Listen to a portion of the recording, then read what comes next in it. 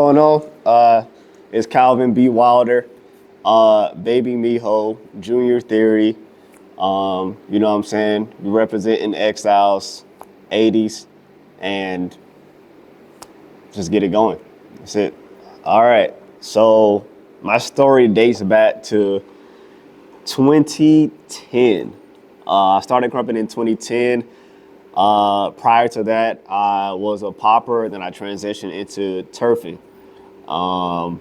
I was first introduced in krump by my brother QJ and started learning from him, and also this guy named Rad Kid.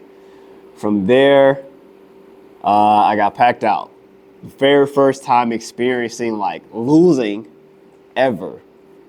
And I didn't like the feeling. So I literally took the whole summer and decided one by one, I will battle every single person until I beat every single person. That happened. And then from there, I started traveling down to Miami, fellowshipping with individuals such as Heart, Star, Wisdom, Noctane, like all the pioneers of the Florida community, point blank, just running it with them, seeing how good I was. And from there, I started going to Atlanta. That's when I met Theory for the first time. Now, this is after the Man with the Fitteds footage just came out. And it was such a crazy battle till I inboxed him. And I was like, bro, I want to battle you one day. Not even knowing that for my birthday in 2012, I believe, 2012, my friends already kind of planned a trip to go see these individuals. That was also the first time that I met Bruiser as well. So we get there, he remembers that I messaged him. He's like, all right, tomorrow I'm battling you. We battle. He destroys my whole existence at that point. But he also encouraged me as well. And in that same night, I became Baby Theory. The next day, we trained for like 5 hours, shirt drenched and everything. But from that moment, that is when I can say I learned everything that I needed to know at that time to be a successful rookie in krump. From there, I started traveling over to Virginia. One of the first battles that I had was Hour versus me, myself versus Hour, and won the battle. From that point, people started to kind of notice me a little bit, but it wasn't until I battled Bucks, who is like a VA OG, somebody who like really helped the movement, especially at that time. Till I battled him, that like I started getting more notoriety in a sense. From there, I got the opportunity to then travel to Texas for the first time. It was me and Native versus Antics and Jest. We took the longest bus ride to this place, not even knowing that the moment that we step off the bus, we'll be battling from that day until we leave. But it was such a fun experience. And man, it was so different from our norm at that moment. And also that was a time where you really had to just put in work. Like YouTube was there, but it was still kind of word of mouth in a sense of, all right, we see this person and we want to experience them in their element out here. So from that moment, man, we freaking battled Didi on top of Didi. Next day, we battled Antics and Jest, which is still on YouTube to this day, one of my favorite battles. simply because like it was like the coming out of me being a krumper from Florida, and that was it. From there, the biggest thing that I used to do after I get any type of information is go back home and teach everybody within my community what I learned. Simply because we didn't have that. So being able to be that person to kind of like work as a bridge, it then helped us to become better like as a unit. So it wasn't just me getting better, it was also everybody around me that was getting better as well. Not even understanding like what I was doing at that time, because I'm so young, I don't really know. I'm like 16, 17 years old at this time, maybe just turning 18. And from there, a highlighted battle that like transitioned me into like just believing more in myself was when I battled solo in VA. I didn't battle him because he was just somebody who had a target on like him at the time. Like solo was and is literally my favorite krumper. Like the reason why I combo the way that I do, move the way that I do, especially at that time, was because of an individual like solo. And I was joining the military at that time as well. And I didn't think that I would have enough time to like actually krump when I joined. So my biggest thing was if this is my last battle, I want to battle the person that I look up to a lot. And solo was that person. So getting the opportunity to do that, it was like insanely crazy, but it also showed me as well that I'm better than what I think I am. One, and two, sometimes you just gotta step out and just do it, point blank. No matter if you win or lose, no matter if it's a draw, no matter how great of a person someone else may be, like you'll never know how good you are until you battle the greats. And that's what I did. From that point, it was just like, dang, I can actually do this. Like, yeah, I got washed. I got beat, but I still held my own at year 4. You know what I'm saying?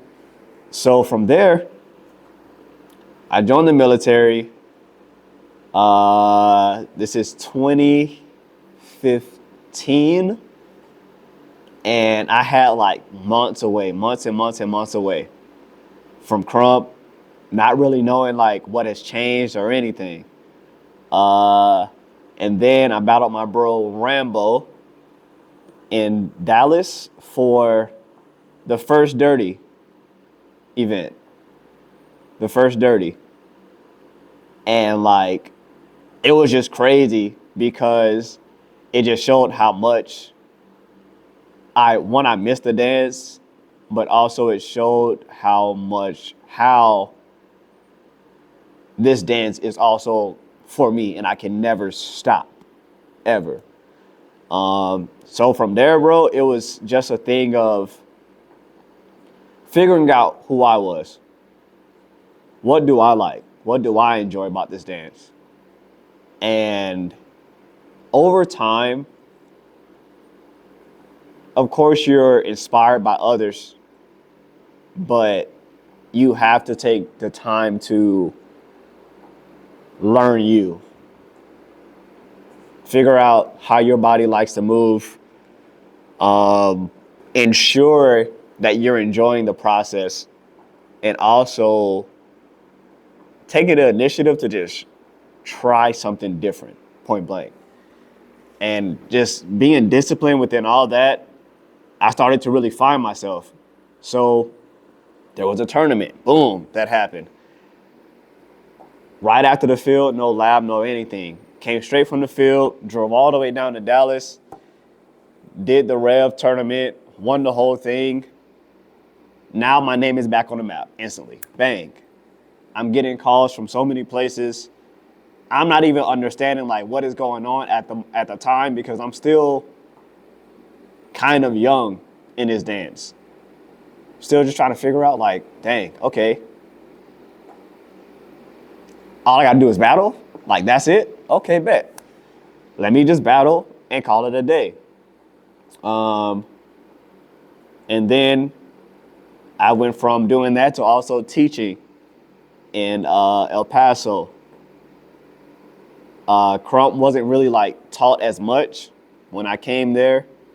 And I was blessed with the opportunity to do that. So I'm also honing in on my skills of like expressing the dance style to others who don't know the style or are like timid to even try the style. So that's one place, boom. I then moved to Killeen, Texas, did the same thing. All style tournaments, teaching at different dance studios, just getting the opportunities that I needed. And then I moved to Europe. By this time, my name is already out there. People already know me for who I am. The respect level is there. And that's really what I loved about the crowd within itself is when it came to me, I never felt no extraness coming my way or anything else of that nature because I treated people with respect. I never downplayed anyone or acted higher than what I needed to be, even though like I'm a great, you know what I'm saying? So because of that, people see me and they respect me as a man first and then as a dancer second, which is extremely important to me, point blank. But then, go down to Europe, man, thankful to people like Bruiser. Like, I've always had him in my corner, somebody who has helped me grow, like within his dance, just point blank. Gave me opportunity, and with that one opportunity, it just blew up. Everything blew up. Because at the end of the day, the opportunity can be given, but you still have to do something with it. And with the mindset that I have, if somebody even gives me a foot at the door, I'm breaking it down. And that's exactly what happened. Went to Freedom City for the first time, the Netherlands, won that tournament. I got to battle people like Flipside, Girl Main Event, so crazy, like just some really great individuals. And from there, it just began to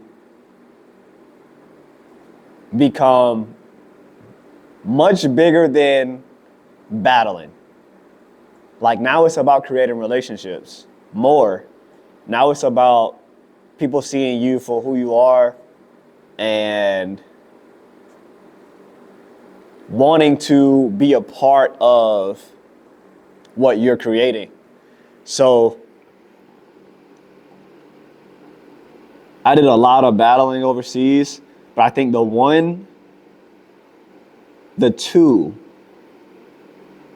two moments that really like solidified who I was were battling at the Illest.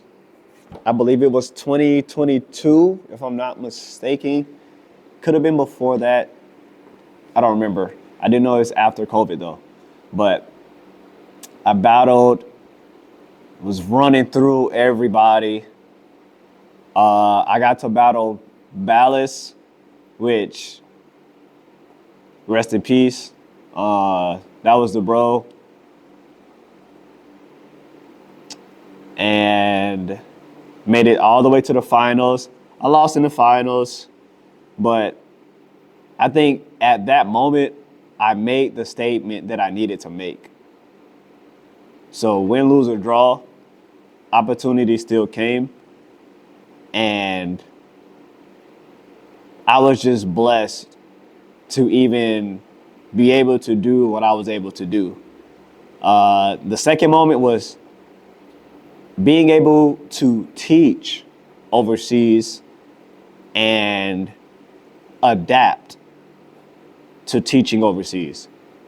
That was such a transition at first, but I can definitely say that doing that helped me in so many ways when it comes to teaching, because now you're teaching individuals, they don't share the same language as you when it comes to speaking. So you have to slow down. You have to talk a certain way. How you approach teaching has to just completely be different. And doing that, it was just like so insane. So insane to even go to places like EBS and teach for the first time, Prague, the Netherlands. It was just insane. And with my schedule and how it was, I had so many other opportunities to teach, and it's rare within the career field that I'm in to do all of these things. Let me backtrack though, because another moment that was so amazing was being booked for like Montreal, Canada, with Terminator. Shout out to her. She is amazing, has been amazing, will always be amazing. And that was also a big shift in my confidence. Just seeing how their movement worked, the amount of people that like really supported their movement. Not only that, but also seeing how the all-style community and the krump community meshes so well together, and they're willing to battle each other, like really, really battle each other, but also they are willing to support each other. And seeing that for the first time was so different, and it helped me just view another perspective that can be. So shout out to Montreal, Canada. Y'all are just amazing in general, and I'm definitely looking forward to coming out. Hopefully soon. But to get back to where I was, Europe was amazing. I did that. We had fun. Then I moved back here. Moved back to Arizona for school and everything else of that nature. And just blessed with the opportunity to even provide knowledge and exchange with different individuals along the way. So like these last 2 years have been amazing. We got, you know what I'm saying, a great community. And it's sad that I cannot stay here for more time, but I will definitely come back often just to be around. Like, this is one of the best communities that I've ever been a part of within the United States. And it's the same thing. Everyone knows how to work together. No matter the style, there's support there. And that's the thing that matters the most, is having like that open window for everybody to just go through and enjoy themselves through a craft that we all enjoy, which is just dance in general. But now I'm in the process of doing the same thing with Florida, building a community that was already there, but just needed a little bit of help. They already have leaders. They already have great individuals within the space, but they just needed someone who can speak to what they need from experience. And with me having experience and also being from there as well, it's only right if I provide the knowledge, but also the opportunities as well with the different connections and relationships that I've created along the way. It's no fun to keep things to yourself. So why not expand and help others out within the community that you see deserve it, but also will work for it as well. And that's where we got myself and Hart. We got this frontline idea from simply giving people the opportunity who really work hard, but just don't have the same notoriety as myself or even Hart. So we're pushing that right now. Our event, December 5th and 6th of this year. Winner of that gets a free trip to Utrecht, Netherlands for Freedom City 9, which I highly recommend any and everybody to go to. But yeah, man, that's honestly my story, where I came from, highlights, and where I am now. So for me, I think it's more so of a thing. I think it's more so a thing of understanding who I am. Naturally, I'm a very detail-oriented person. What that means is, if you give me a task, I am going to look up the nomenclature for the task. I'm going to do research on the task to learn the ins and outs of that particular thing. I'm going to ensure that I understand the steps to take, everything. Like, I do not enjoy looking at something or doing something and it's just not to the best of my ability. I think that's like the biggest thing. So when it comes to styles, character, things of that nature, like, it's real to me. You know what I'm saying? I actually put my life into the dance. Now, when I say that, like, for me, krump is not life. It's not. Only because of the fact of I have other things outside of krump that I put over krump. You know what I'm saying? Like, there's God, there's my wife, there's my kids, there's work, there's other hobbies, and then there's krump. You know what I'm saying? So, but at the same time, just like I said, I take it serious when it's time to be taken serious. At the end of the day, I'm a very detailed person. And what I know is, by being this way, it has helped me to create B Wylder, which stems from the word bewilder. Because if something is bewildered, that means that that thing or individual is puzzled. They didn't have a puzzled mindset. So understanding that and understanding who I am, how I dance, how I put things together, that's where the name ultimately came from. Character-wise, I let that be what it is because I don't like to just box myself in. Depending on how I feel, that is then the character. There's not a set thing. because I get inspired by so many things. So why limit myself when you can explore different avenues and just enjoy the process?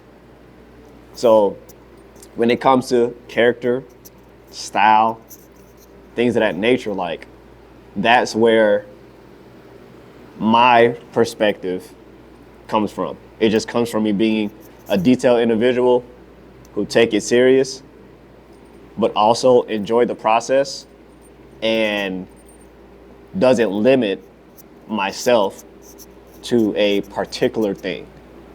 I figure out the who, what, when, where, why, and then I transition. That's it. Oh, this is top 3.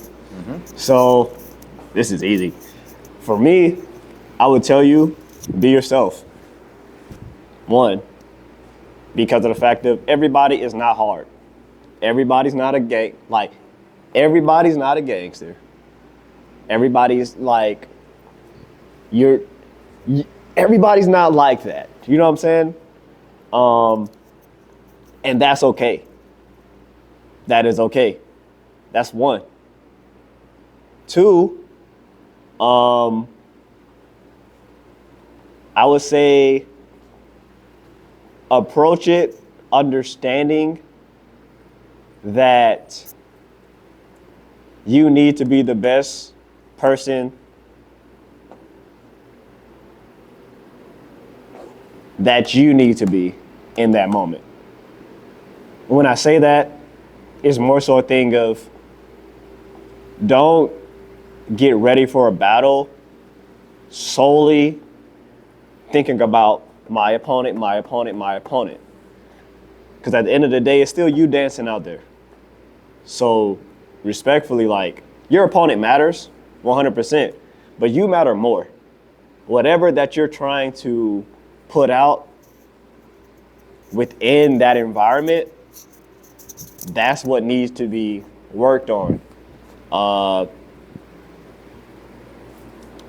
And the last one is kind of a 2-part, right? So the first thing is when you lab and when you train as if you are in that atmosphere.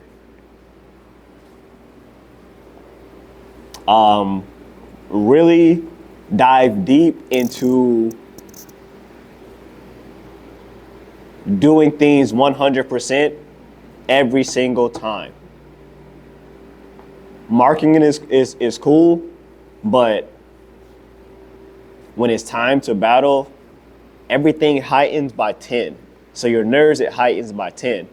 When you hit, when you chest pop, when you throw a jab, it heightens by like 10. So now your body is getting tired simply off of the fact of that alone. 100%. Every time you lap, every time you train, 100%. That's half. And then the last thing I would say is figure out different ways to utilize tactics outside of the norm. We know what a krumper is going to give. We understand you're going to walk towards me. You're probably going to point. Cool. But what about small things? Throwing dirt, pinching, like, and you don't have to do it physically on the person, right? But it can be a small idea that keeps your round going. Like, we don't really think about that a lot. We kind of think about, like, this is my attitude at the moment. I look at you and then I look away. While that's cool and everything, experiment with that more. I can look at you, kick dirt on you. I can look at you, throw a ball to your face. I can look at you, pause, tell you a secret. Like, you know what I'm saying? Like, but that secret could be like on some Batman type stuff. Like, you know what I'm saying? What would Batman say at this moment? When you're in my area, I take the utility belt off and I'm just like, this is straight hands now. What would the Batman say? Like, these are ways to utilize tactics and still like experiment, have fun within the process, and be creative. These are all these things. I have this thing right now, and it's simply because like everybody calls me it. This Clark Kent thing that's going on. Glasses off, glasses on. That's it. And it's something so simple, but over the years, I've gotten like, bro, you are Clark Kent. And this is not even like just krump, but this is in other styles of dance as well. People telling me this. So now I take on a persona. I take it on sometimes. And sometimes you just got to get busy early, call it a day. But those are like the tips that I would say to work on things such as like tactics. As far as street dance culture, what I would say unifies a community is support and respecting of the various styles. You can't expect for people to support you if you're not supporting them. You can't expect for people to respect you if you're not respecting them. And that also comes with competing as well. Competing in these spaces. A lot of people, even now, like to this day, they don't understand krump to the light that it is for real. And that's fine, because within that space, you do have krumpers that like go to these events and tournaments and things of that nature. But we have a lot of krumpers now that do other styles as well. You know what I'm saying? So naturally what will happen is they will kind of overthink things and begin to like work more within their other styles. And there's nothing wrong with that. But if we're talking about krump within these spaces of like just street dance culture in general, we need to, as krumpers, go into these tournaments as krumpers and do that throughout the entirety of the tournament. No matter the music or anything. But I get it and I understand it as well. But in all, bro, like, it's very simple, but a lot of times we make it hard on ourselves. And it's just simply like taking the initiative to support, even if people don't support us, because eventually somebody within that area will try to see what we're doing. How are they within their element? And from there, it's all about putting key things into play. No nonsense, no BS, just really showing people that this is a dance style that welcomes everyone. If you have those things, support, respect, showing of like who you are, that's honestly a way to build community, build respect to the dance, and also just be around within like the street dance culture in general. Cool. So when it comes to sessioning, like honestly, it's all about energy. All about energy. It's all about experimentation with the dancer. It's all about figuring out what works, what doesn't work. And it's all about just enjoying the community around you in that space as well. With sessions, you have to simply get over the fear of thinking too much about battling. Before, like, enjoying sessions, I was just a battlehead. I did not like sessions like that for real. Like I'll go to a session, but I'm thinking about battling. And that kind of takes away from what it's supposed to feel like. You know what I'm saying? It's supposed to feel free. It's supposed to feel welcoming. It's supposed to feel just great in general. But because I was such a battlehead, somebody who was just like, I'm just here specifically for this, there were times where like you would miss out on dancing. There are times where a battle would like prematurely happen, and it's like maybe it shouldn't have happened like at this moment. But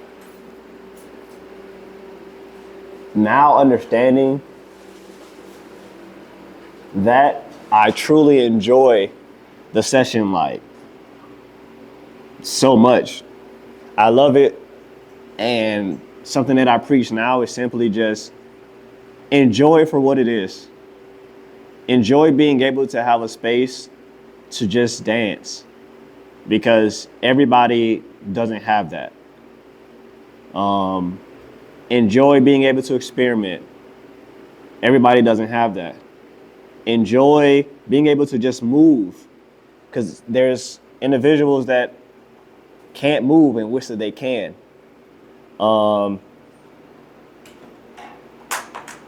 Enjoy just trying new things in general, because at the end of the day, in order for us to get better, we have to still work within these spaces. And the session is a free space for you to just express yourself. When it comes to session etiquette, the biggest thing, hype up. Hype up. Give the energy that you want to receive. If you want people just to stare at you, okay, cool. Stare. But don't get mad if you're getting that same energy that you throw out. If you're not hyping, step out of the camera. Go off to the side. You can still watch from the side. That's okay. But if you're in the session, like, be in the session, hype up, share the energy. Stop waiting for the track to restart. If somebody dances and then they're done, somebody else jump right back in.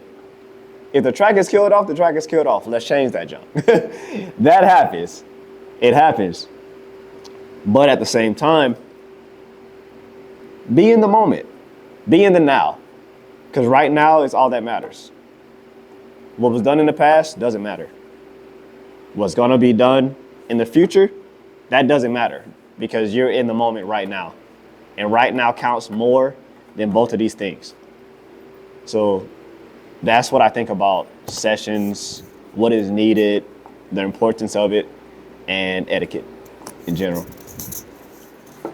All right, so when it comes to tournaments and training for tournaments, what a lot of people need to understand is you are on a time limit. Typically, prelims, top 32, 16, 8, and 4. That's usually like 45 seconds. Up until you actually get to the finals, they might make it a minute 30. Because they have to be out of the building at a certain time, and that's respected. You know what I'm saying?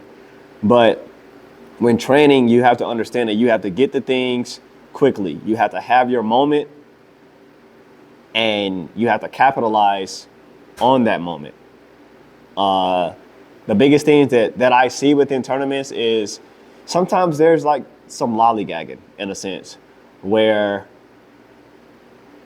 people take their time, and even though they're such a great dancer, they lose off of not understanding that they need to get in that mode right then and there. So because of that, that's why a lot of people honestly lose.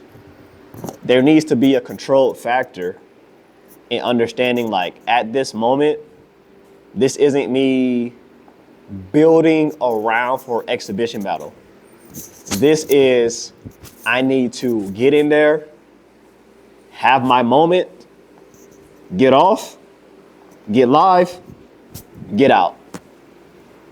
That's it. There's nothing else to it. So training that, like, you need to, one, dance to various different tracks. Slow, fast, much more upbeat in a sense, like tracks that like kind of have a drag to it. Tracks that's very like intricate, like dance to different tracks. That's simply like just going to your Spotify or going to YouTube, freaking Apple, whatever platform that you use, press play and just let that jump play out. From there, like I said, the biggest thing is putting yourself in that environment, right? So it's kind of like for the people that watch anime, how individuals like Baki, they will visualize their opponent, they'll visualize the stadium, they'll visualize the environment that they're in, and then they'll dance as if they were in that place. When you do that,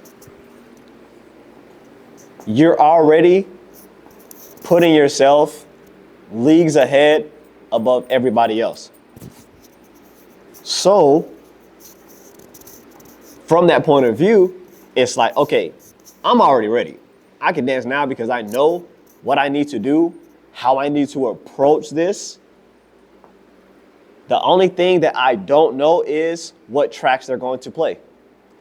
And this is within krump, this is all style events or anything. You never know the type of track that you're gonna get. So this is why you need to be well versed and understanding how to bounce, understanding a upbeat, a downbeat, understanding a melody, like, because typically these things don't change within a track for a long period of time, in all honesty. So if you understand these things, you'll then be able to adapt to any track that you dance to. So when it comes to preparing and training for things like tournaments, that's all it's about, in all honesty. All right, so thank you for the opportunity. Like I said earlier, this is B Wylder, baby Miho.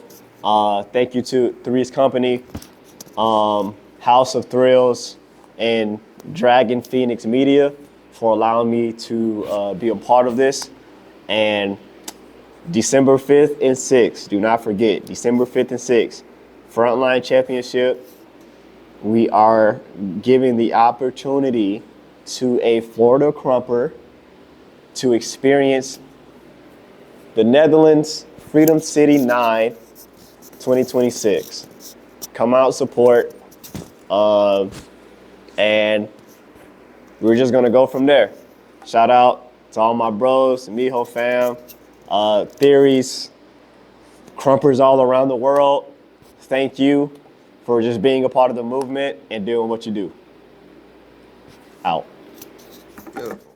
Yeah, that nigga dead.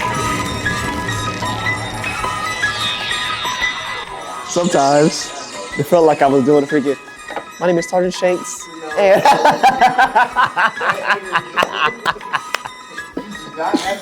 oh man.